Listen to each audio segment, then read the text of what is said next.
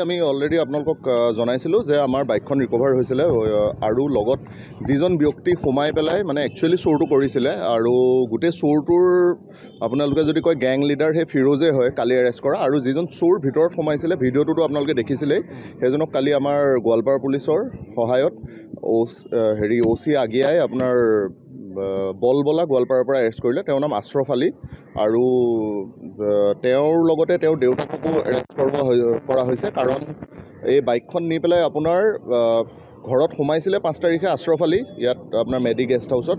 তাৰ পৰা সোমাই লগত ফিৰোজো আছিলে, ফিৰোজক আকৌ তেওঁ বলবলাত হেণ্ড অভাৰ কৰিছে আৰু গোটেই মানে ডিলটোত তেখেতৰ দেউতাকৰো ইনভলভমেণ্ট পোৱা গ'ল, গতিকে তেওঁক কালি এৰেষ্ট কৰা হ'ল। আৰু তেওঁৰ পৰা এখন ছাছপেক্টেড ষ্টলেন বাইকো পোৱা গৈছে, পালচাৰ এখন। আমি এতিয়া আৰু ইনভেষ্টিগেশ্যনটো অলমষ্ট কমপ্লিটেই হ'বগৈ। এইটো গেঙৰ 4জন এতিয়ালৈকে এৰেষ্ট কৰা হ'ল। আশ্ৰফৰ দেউতাকৰ নামটো কি? জাকিৰ। ফিৰোজৰ লগত আহিছিলে চুৰিৰ কাৰণে আহিছিলে, মানে আশ্ৰফ ঘৰটোৰ ভিতৰত সোমাইছে আৰু ফিৰোজ অলপ দূৰত। এতিয়ালৈকে যিটো আমি ষ্টেটমেণ্ট পাইছোঁ সেইখিনি আমি আকৌ ইনভেষ্টিগেশ্যনত ভালদৰে চাব লাগিব, সেইখিনি এতিয়া আমি ডিছক্ল'জ কৰিব বিচৰাও নাই গোটেই প্ৰচিডিঅ'ৰটো। আৰু সেইটোৱে ফিৰোজৰ আগতেও কেছ হৈছে বাইকৰ, আৰু ফিৰোজে একচুৱেলি বাইকটো কি কৰে, ষ্টলেন বাইক লৈ তেওঁ মানে বহিৰাষ্ট্ৰ বা বহিৰাজ্যলৈ ইলিগেলি ট্ৰান্সপৰ্ট কৰায়। আৰু আশ্ৰফৰ কেনেকুৱা ধৰণৰ ইয়াত ৰুল? আশ্ৰফ চোৰটো গোটেইকেইজনে যিহেতু চোৰ হয়, কিন্তু আশ্ৰফে ফিজিকেলি ঘৰটোৰ ভিতৰত সোমাইছিলে। এতিয়ালৈকে এখন পোৱা গৈছে আৰু মানে 2খনটো ৰিকভাৰ হৈছে গোটেই কেছটোত, আৰু ইনভেষ্টিগেশ্যন চলি থাকিব, তেতিয়া গম পোৱা যাব। ৰিমাণ্ডত এতিয়া আমি কোৰ্টত আজি কৰা হ'ব, তাৰ পাছতহে গম পোৱা যাব। নাই, সেইখিনি ইনভেষ্টিগেশ্যনৰ পৰা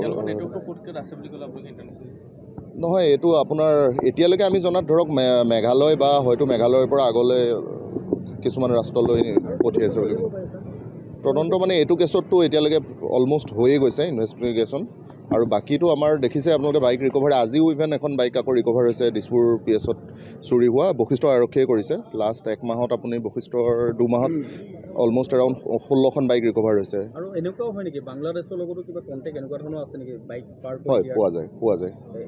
এইখন বাইক কলৈ চাপ্লাই দিয়া? গোটেইটো এতিয়া ইনভেষ্টিগেশ্যনৰ পাৰপজত মই ক'বলৈ অলপ বেয়া পাইছোঁ, কিন্তু আছে। মানে কালৈ নাই, সেইটো ইনভেষ্টিগেশ্যনত থাকিব লাগিব। আমি অলৰেডি আপোনালোকক জনাইছিলোঁ যে আমাৰ বাইকখন ৰিকভাৰ হৈছিলে আৰু লগত যিজন ব্যক্তি সোমাই পেলাই মানে একচুৱেলি চোৰটো কৰিছিলে আৰু গোটেই চোৰটোৰ আপোনালোকে যদি কয় গেং লিডাৰ সেই ফিৰোজে হয় কালি এৰেষ্ট কৰা। আৰু যিজন চোৰ ভিতৰত সোমাইছিলে ভিডিঅ'টোতো আপোনালোকে দেখিছিলেই, সেইজনক কালি আমাৰ গোৱালপাৰা পুলিচৰ সহায়ত OC আগিয়াই আপোনাৰ বলবলা গোৱালপাৰাৰ পৰা এৰেষ্ট কৰিলে। তেওঁৰ নাম আশ্ৰফ আলী আৰু তেওঁৰ লগতে তেওঁৰ দেউতাককো এৰেষ্ট কৰা হৈছে কাৰণ এই বাইকখন নি পেলাই আপোনাৰ ঘৰত সোমাইছিলে 5 তাৰিখে আশ্ৰফ আলী ইয়াত আপোনাৰ মেডি গেষ্ট হাউচত। তাৰ পৰা সোমাই লগত ফিৰোজো আছিলে, ফিৰোজক আকৌ তেওঁ বলবলাত হেণ্ড অভাৰ কৰিছে আৰু গোটেই মানে ডিলটোত তেখেতৰ দেউতাকৰো ইনভলভমেণ্ট পোৱা গ'ল, গতিকে তেওঁক কালি এৰেষ্ট কৰা হ'ল। আৰু তেওঁৰ পৰা এখন ছাছপেক্টেড ষ্টলেন বাইকো পোৱা গৈছে, পালচাৰ এখন। আমি এতিয়া আৰু ইনভেষ্টিগেশ্যনটো অলমষ্ট কমপ্লিটেই হ'বগৈ। এইটো গেঙৰ 4জন এতিয়ালৈকে এৰেষ্ট কৰা হ'ল। আশ্ৰফৰ দেউতাকৰ নামটো কি? জাকিৰ। ফিৰোজৰ লগত আহিছিলে চুৰিৰ কাৰণে আহিছিলে, মানে আশ্ৰফ ঘৰটোৰ ভিতৰত সোমাইছে আৰু ফিৰোজ অলপ দূৰত।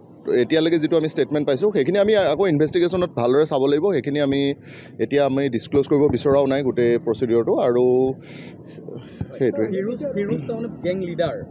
ফিৰোজৰ আগতেও কেছ হৈছে বাইকৰ, আৰু ফিৰোজে একচুৱেলি বাইকটো কি কৰে, ষ্টলেন বাইক লৈ তেওঁ মানে বহিৰাষ্ট্ৰ বা বহিৰাজ্যলৈ ইলিগেলি ট্ৰান্সপৰ্ট কৰায়। আৰু আশ্ৰফৰ কেনেকুৱা ধৰণৰ ইয়াত ৰুল? আশ্ৰফ চোৰটো গোটেইকেইজনে যিহেতু চোৰ হয়, কিন্তু আশ্ৰফে ফিজিকেলি ঘৰটোৰ ভিতৰত সোমাইছিলে। এতিয়ালৈকে এখন পোৱা গৈছে আৰু মানে 2খনটো ৰিকভাৰ হৈছে গোটেই কেছটোত, আৰু ইনভেষ্টিগেশ্যন চলি থাকিব, তেতিয়া গম পোৱা যাব। ৰিমাণ্ডত এতিয়া আমি কোৰ্টত আজি কৰা হ'ব, তাৰ পাছতহে গম পোৱা যাব। নাই, সেইখিনি ইনভেষ্টিগেশ্যনৰ পৰা নহয়। এইটো আপোনাৰ এতিয়ালৈকে আমি জনাত ধৰক মেঘালয় বা হয়তো মেঘালয়ৰ পৰা আগলৈ কিছুমান ৰাষ্ট্ৰলৈ পঠিয়াইছে বুলি তদন্ত। মানে এইটো কেছততো এতিয়ালৈকে অলমষ্ট হৈয়ে গৈছে ইনভেষ্টিগেশ্যন, আৰু বাকীটো আমাৰ দেখিছে আপোনালোকে বাইক ৰিকভাৰ আজিও ইভেন এখন বাইক আকৌ ৰিকভাৰ হৈছে দিছপুৰ PSত চুৰি হোৱা বশিষ্ঠ আৰক্ষীয়ে কৰিছে লাষ্ট 1 মাহত আপুনি বশিষ্ঠৰ 2 মাহত অলমষ্ট এৰাউণ্ড 16খন বাইক ৰিকভাৰ হৈছে আৰু এনেকুৱাও হয় নেকি বাংলাদেশৰ লগতো কিবা কণ্টেক্ট এনেকুৱা ধৰণৰ আছে নেকি বাইক পাৰ হয় পোৱা যায় এইখন বাইক কলৈ ছাপ্লাই দিয়া গোটেইটো এতিয়া ইনভেষ্টিগেশ্যনৰ পাৰপজত মই ক'বলৈ অলপ বেয়া পাইছোঁ কিন্তু আছে মানে কালৈ নাই সেইটো ইনভেষ্টিগেশ্যনত থাকিব দিয়ক